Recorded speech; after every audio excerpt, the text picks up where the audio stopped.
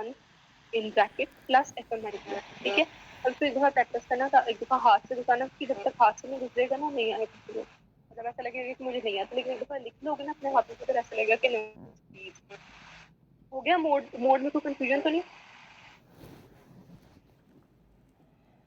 नहीं हो गया। हो गया। अच्छा, अब इसके साथ ना एक छोटा सा पहले तो जब मीन मीडियन मोड में कैलकुलेट करने को देते तो एक दो नंबर का कोई सवाल आ जाता है, जैसे कि मीन का स्कोप के लिए एडवांटेजेस, लिमिटेशन यानी कि डिसएडवांटेजेस, तो वो मीन मीडियन तीनों में से किसके एडवांटेज है, तीनों में से किसके डिसएडवांटेज पूछते होता है। अच्छा, अब मीन का एडवांटेज क्या होता है या उसका स्कोप क्या होता है? एक तो इजी टू कैलकुलेट होता है और इजी टू अंडरस्टैंड होता है।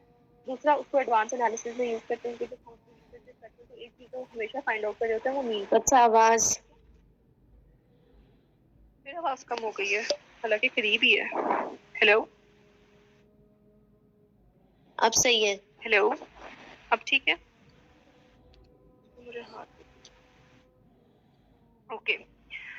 मीन मीडियन मोड तीनों के ना एडवांटेजेस और डिसएडवांटेजेस याद कर लेना, क्योंकि अक्सर वो भी सवाल है कैलकुलेशन के साथ, एक छोटा सा पार्ट होता है उसका भी।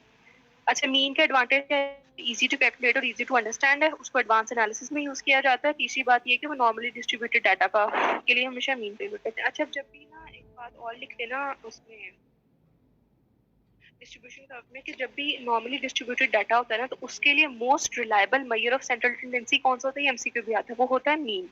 नॉर्मली डिस्ट्रीब्यूटेड डाटा के लिए most reliable measure of central tendency mean है, लेकिन जब भी डाटा स्क्यूड होता है ना, तो उसमें मीन अपनी रिलायबिलिटी थोड़ी खो देता है, क्योंकि वो बहुत एक्सट्रीम वैल्यू जा रही होती है। तो उस केस में सबसे अच्छा मेजर ऑफ सेंट्रल टेंडेंसी कौन सा है? मीडियन।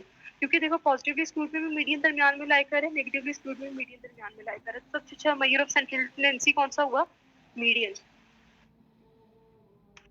ये कह लो कि मीन का डिसएडवांटेज है और मीडियन का एडवांटेज है कि जब भी डाटा स्क्यूड होता है या डाटा नॉर्मली डिस्ट्रीब्यूटेड नहीं होता, तो हम मीडियन यूज करते हैं, मीन यूज नहीं करते। अच्छा, एडवांटेज एडवांस एनालिसिस और use for normally distributed. Mean का डिसएडवांटेज क्या है कि ये एक तो हमें सिर्फ एवरेज ऑफ डाटा देता है, दूसरा मसला ये कि एक्सट्रीम वैल्यू से बहुत ज्यादा अफेक्टेड होता है, ठीक है। और तीसरा एडवांटेज डिसएडवांटेज मैंने वही बताया कि जब भी डाटा स्क्यूड होता है तो उसमें हम मीन को सेटल टेंडेंसी के तौर पर नहीं कैलकुलेट करते। अच्छा, मीडियन का एडवांटेज क्या है? पहला एडवांटेज तो वही है जो हम कर चुके हैं कि जब डाटा स्क्यूड होता है ना, डाटा स्क्यूड होता है तो मोस्ट रिलायबल जो सेंट्रल टेंडेंसी का मेजर होता है वो मीडियन होता है, क्योंकि median is closer to the truth, ठीक है। दूसरी बात है कि मीडियन को फर्दर आप स्टैटिस्टिकल एनालिसिस के लिए यूज कर सकते हैं, ये मीडियन का एडवांटेज है। मीडियन की लिमिटेशन क्या है कि मीडियन ना लेस सिग्निफिकेंट होता है कंपेयर टू मीन, और मीडियन को एक्सट्रीम वैल्यूज को कोई इफेक्ट नहीं होता है, इसलिए मीडियन कभी भी आपको एक्सट्रीम वैल्यूज के बारे में कोई इन्फॉर्मेशन देगा ही नहीं। ये मीडियन का डिसएडवांटेज है। अच्छा, अब ये मोड का एडवांटेज डिसएडवांटेज है। मोड इजी टू अंडरस्टैंड है, इजी टू कैलकुलेट है, और ये एक्सट्रीम से इफेक्ट नहीं होता। मोड सिंपली आपको बताता है कि मोस्ट कॉमन वैल्यू क्या है। डिसएडवांटेज क्या है? इसकी एग्जैक्ट लोकेशन आपको नहीं पता होती, अनसर्टेन होती है, और ऑफन क्लियरली डिफाइन भी नहीं होती। इसलिए किसी भी बायोलॉजिकल मेडिकल स्टैटिस्टिक्स में मोड को यूज नहीं किया जाता। हमने कभी भी अपनी रिसर्च में मोड कैलकुलेट नहीं किया, हमने हमेशा मीडियन मीडियन को ही देखा। ये इसके एडवांटेज हो गए, एडवांटेज डिसएडवांटेज हो गए। और एक मोड का ये भी एडवांटेज है कि क्वालिटेटिव डाटा के लिए जब भी मेजर ऑफ सेंट्रल टेंडेंसी आपने यूज करना है तो आपने मोड को यूज करना है।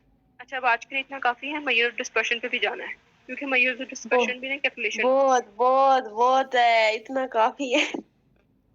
हाँ यार।